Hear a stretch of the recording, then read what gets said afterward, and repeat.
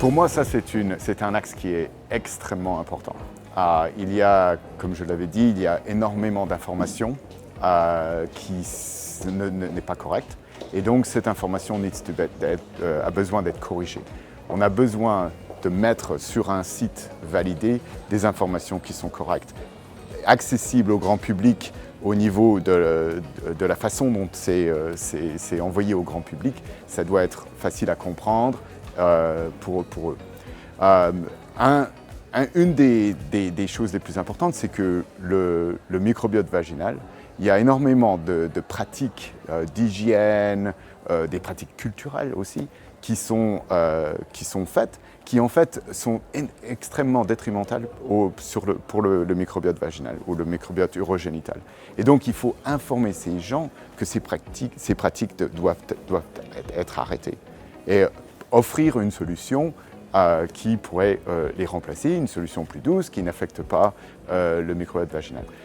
Quand ces pratiques affectent le microbiote vaginal, on a des problèmes, on augmente les risques de beaucoup de conditions et de maladies.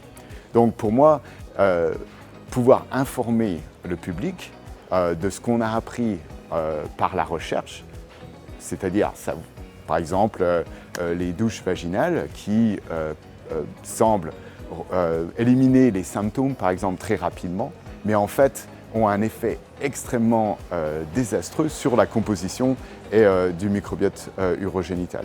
Et quand on a plus de symptômes pendant peut-être un jour, mais les conséquences plus tard sont encore pires. C'est-à-dire que ça revient, et le risque maintenant devient presque permanent. Donc c'est très important de pouvoir informer le public de tous ces risques qui sont aussi dans leur vie courante, quoi. Donc information sur les risques, information sur comment compenser ces risques.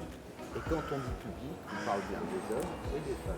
On parle absolument bien des hommes et des femmes. Je crois que le microbiote urogénital n'est pas seulement présent chez la femme, il est aussi présent chez l'homme.